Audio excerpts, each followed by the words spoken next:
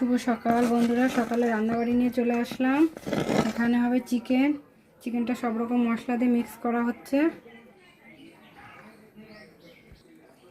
মিক্সচারে বেটে রাখা মশলাটা দিয়ে দেবো, আদা, জিরে, শুকনো লঙ্কা।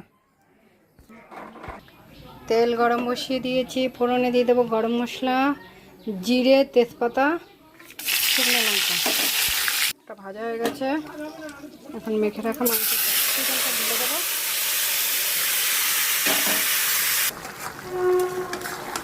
চিকেনটা কষানো হচ্ছে, আলু একবারেই দিয়ে দিয়েছি।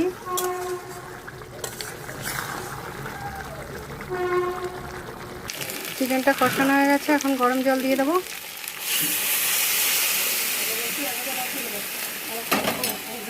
চিকেনে এখন দিয়ে দেবো ধনেপাতা। চিকেনটা রেডি হয়ে গেছে, এখন গরম মশলা দিয়ে নামিয়ে নেব।